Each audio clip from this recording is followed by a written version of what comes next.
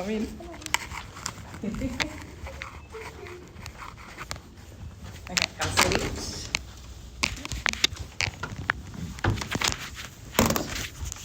Okay, so similar to the other day when I had my little timer on here, I'm going to actually literally stop you at 10 minutes, kind of in the middle, just have a little debrief. As soon as I press start on the clock, I'm going to be grumpy Dr. Brunner, and I will kind of lead the case conference. Okay? Alright. You alright?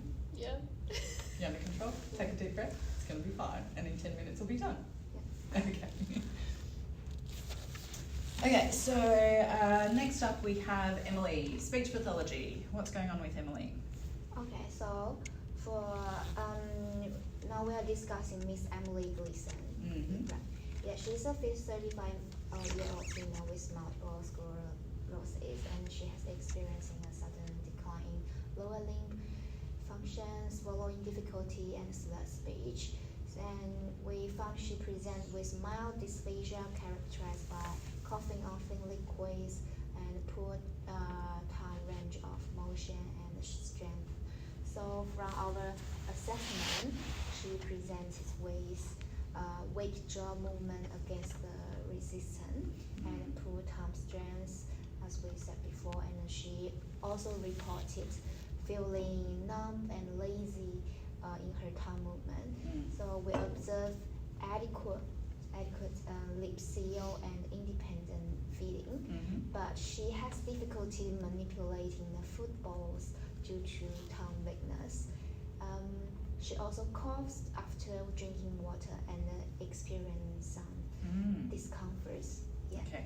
In terms of her diet, she is currently on normal diet and thin fluids, so she tolerates the normal diet well, but we have noticed coughing after drinking water, and we trial mildly thick fluid. She was good with that, but she also said like she was happy to stay on thin liquid.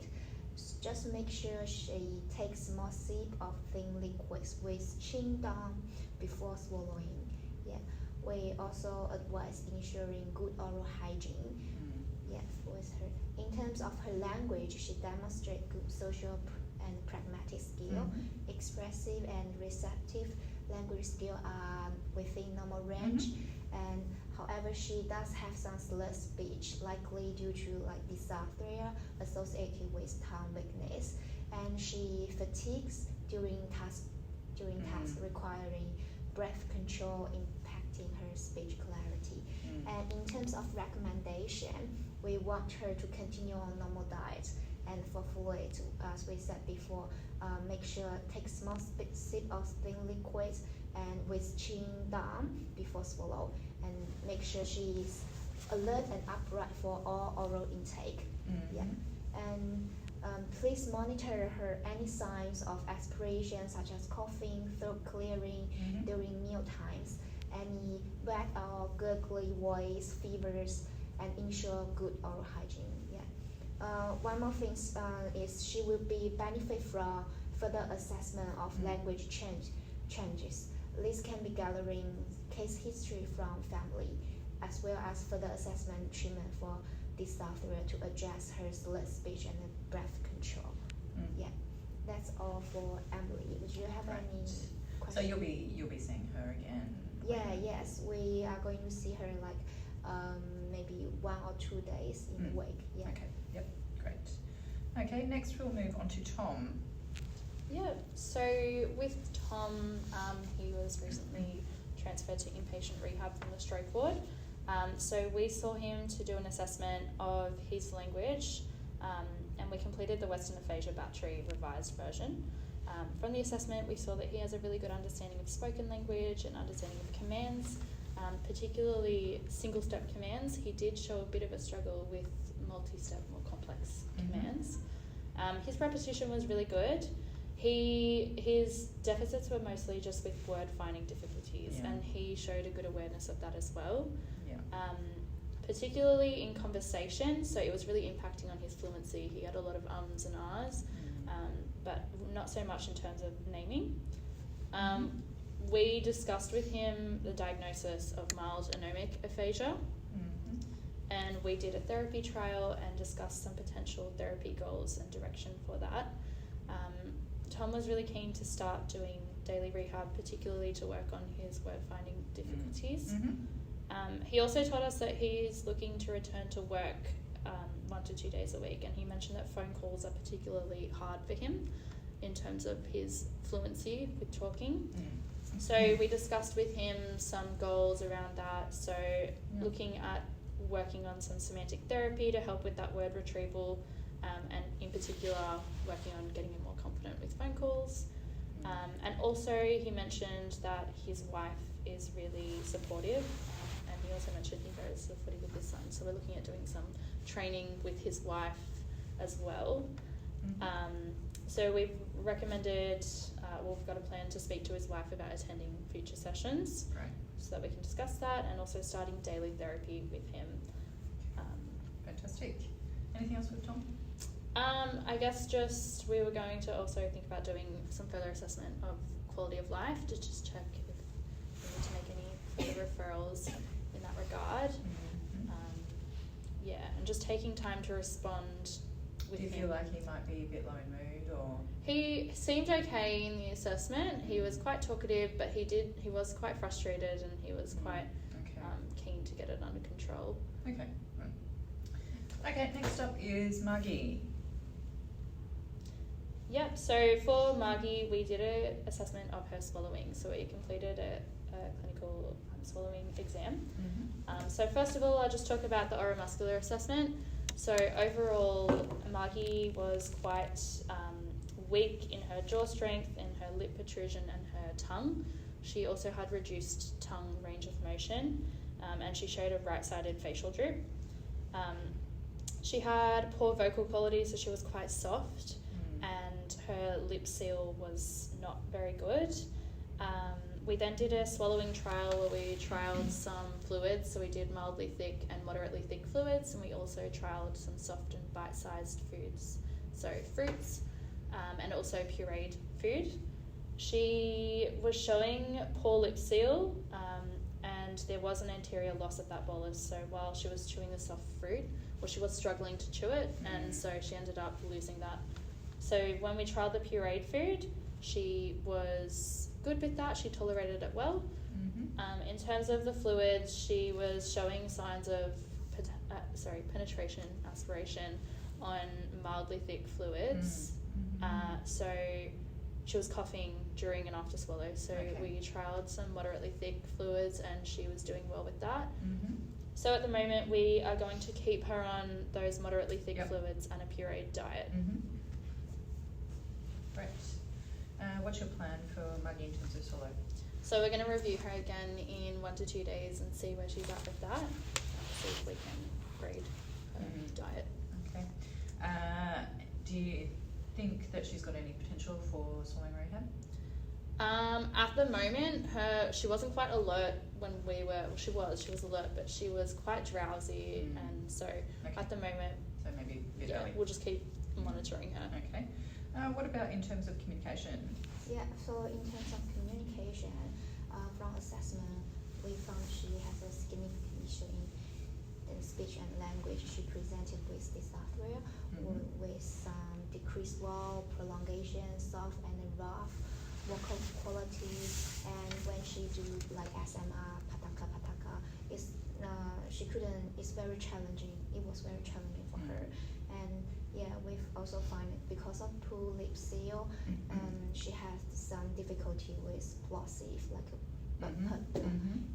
and we also found she had some word finding difficulties, and poor memory affected the conversational task, limited range of movement, so lead to the difficulty reading passage.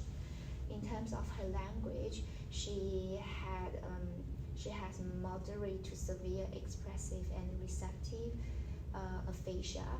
She showed emotional response due to memory deficit and frustration, and comprehension of single words and following direction was inconsistent as well. Semantic paraphrases were observed, with some word substitution like table to eat and glasses to reading. So her verbal expressions was limited to 1 to 2 words per utterance. Okay. Yeah.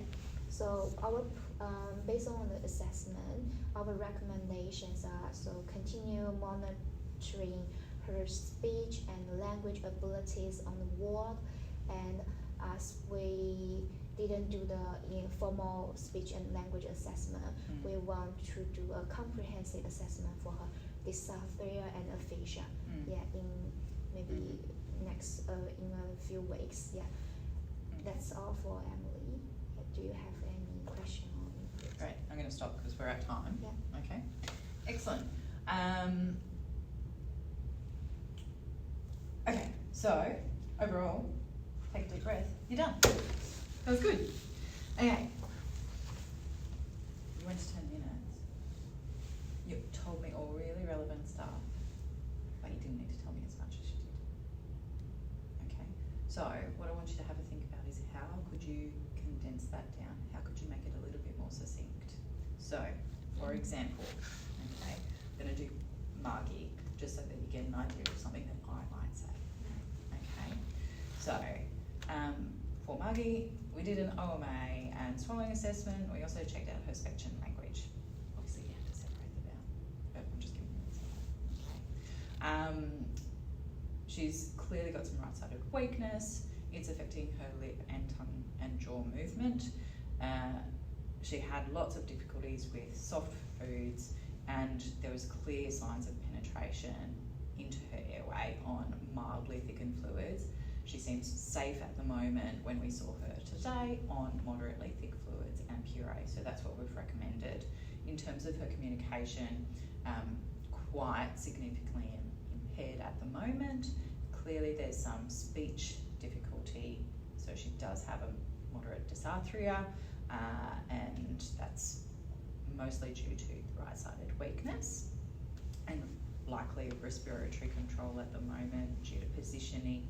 There's clearly moderate to severe receptive expressive aphasia. We've only done screeners at the moment, so we want to do some more formal assessments so we can really get a clear picture of where things are breaking down. However, we will be seeing her daily to review her swallowing and to start that formal assessment process, and also to start working on some strategies to improve that functional communication, because at the moment she's really only able to follow one stage commands inconsistently and only say 1 to 2 words, and often they're not the words she's wanting to say, so it's really frustrating for her. Done. So I said the same things, I just didn't say as much. So you don't need to give details. So like for Tom, don't have to say what type of test. They won't care. Okay. But yeah, overall, really, really good. Okay, so my big feedback is think about how you could shorten what you said.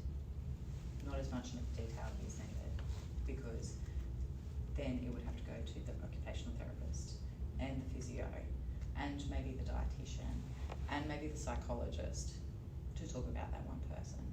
Okay, so you won't have that amount of time unless speech and swallowing and language are the only issues that are going on. But for Margie, that's not the case. There's definitely going to be physio involved. There's definitely going to be OT involved. It's probably going to be the dietitian involved as well, because she's on modified food and fluids. Okay. Okay. Good stuff. I'm going to kick you out and get you to send in our last group. So the restrooms are cool. Thank you.